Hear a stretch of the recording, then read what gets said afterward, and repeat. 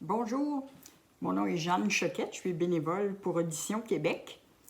Je ne suis pas une humoriste, je ne suis pas une influenceuse YouTube, alors je vais parler moins vite que Louis-José Hood et que Rachid Badouri. Et aussi, je gesticule un peu, mais pas autant que François Bellefeuille. Mais l'idée de cette capsule, c'est de donner quelques conseils aux personnes malentendantes dans le contexte de la fameuse COVID-19, le coronavirus, parce que les malentendants, nous, on dépend beaucoup de la lecture labiale, de lire sur les lèvres, alors ça nous stresse de savoir qu'à un moment ou à un autre, ça se peut qu'on ait affaire avec du personnel médical qui porte un masque, parce qu'on ne pourra pas lire sur les lèvres. Alors, c'est pour ça qu'il y a des stratégies de communication qui sont possibles. Et puis, j'ai pensé de préparer cette petite vidéo que je vais sous-titrer pour que tout le monde comprenne bien. Vous avez peut-être vu les fameux masques qui existent aux États-Unis, qui ont été approuvés par l'Agence de santé américaine, où il y a une petite fenêtre transparente vis-à-vis la bouche. C'est fantastique, mais ça n'existe pas encore au Canada et la compagnie américaine, évidemment, est en rupture de stock. Alors, pour être moi-même malentendante, je suis devenue sourde complètement au fil des ans. J'ai 2 implants cochléaires. Je suis privilégiée parce que même quand le personnel hospitalier porte un masque, s'ils articulent assez bien, je peux quand même comprendre. Mais il y a toutes sortes d'outils qui existent. Je pense que le plus important, c'est d'abord de se préparer avant d'appeler ou avant de se rendre dans une clinique ou à l'hôpital ou quoi que ce soit. Il y a des outils qu'on vend à Audition Québec. Vous pouvez aller sur notre site auditionquebec.org. Par exemple, on a des petits autocollants. C'est pas tout le monde qui sait que l'oreille barrée, ça veut dire que c'est une personne malentendante, mais vous pouvez la placer sur votre carte d'assurance maladie. Alors, ça serait une première chose. On a aussi 2 cartes qui disent qu'on est des malentendants et puis que vous pouvez remettre au personnel hospitalier. Et évidemment, c'est en temps normal, quand on peut voir la bouche de la personne. Là, vous ne pourrez pas voir la bouche de la personne et la personne ne pourra pas s'approcher. Alors, moi, le conseil que je vous donnerais, le premier conseil, c'est de dire que vous êtes malentendant ou sourd, puis c'est pas suffisant, c'est de décrire. Si vous êtes vraiment sourd et qu'il faut que la personne parle plus fort, dites-le. Si vous êtes malentendant, que vous entendez quand même relativement bien si la personne articule, vous pouvez dire à la personne qu'elle n'a pas besoin de crier, de simplement bien articuler derrière son masque. Mais je vous dirais que le plus important, c'est de vous préparer à l'avance. Alors, parce qu'on sait déjà qu'est-ce que les gens vont demander.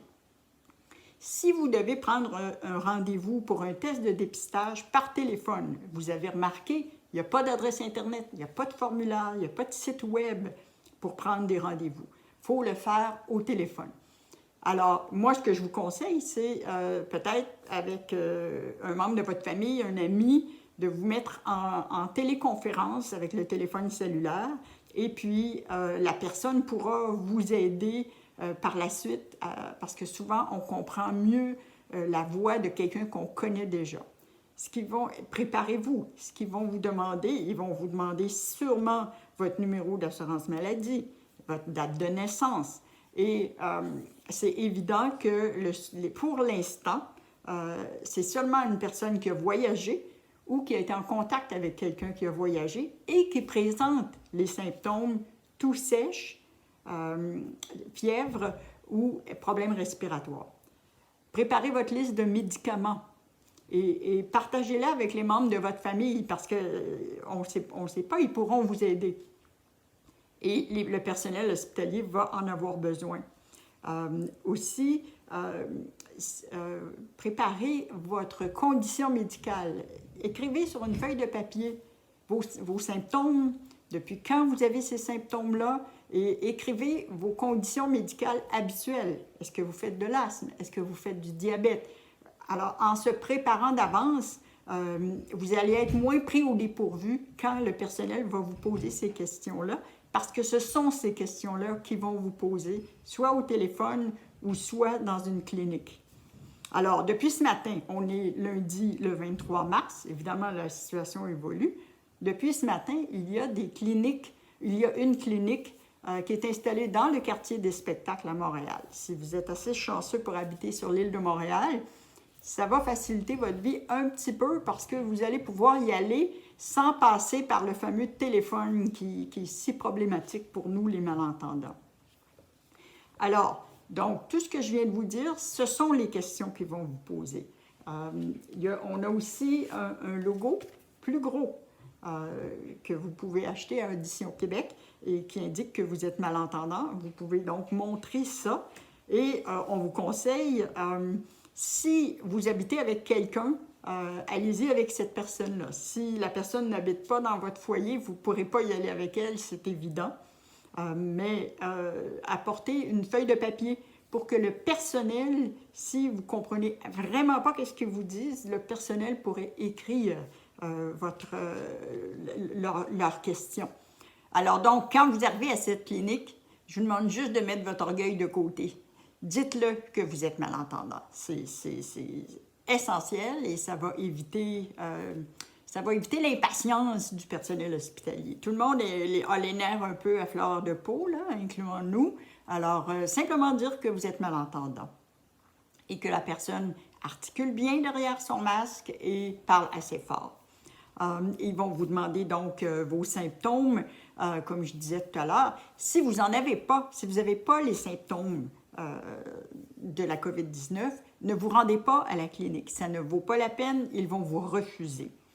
Le test comme tel est assez simple, donc apparemment qu'on vous insère, entre autres, à la fin, une espèce de coton-tige qu'on appelle un écouvillon dans la narine, et cette partie-là est moins agréable, mais ce qu'ils vont vous dire à la fin, c'est que vous allez recevoir les résultats dans 24 à 48 heures.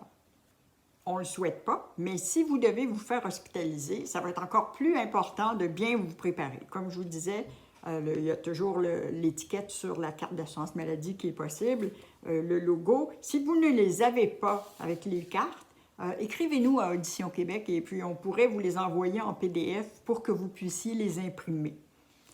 Donc, avant de partir, évidemment, on ne vous souhaite pas de partir en ambulance.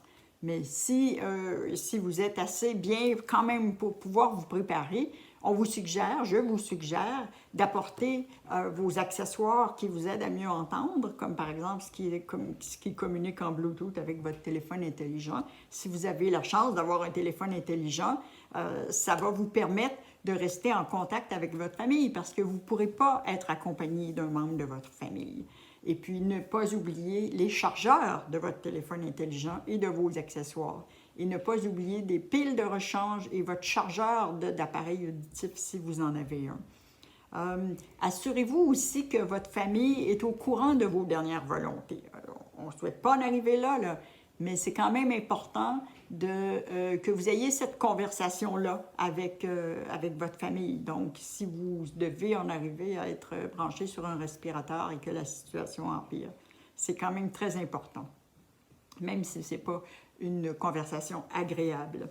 Et à l'hôpital, si vous êtes assez conscient et que vous avez vraiment des problèmes de communication avec le personnel médical, moi, je vous conseille de faire appel à la travailleuse sociale ou au travailleur social qu'on va vous assigner.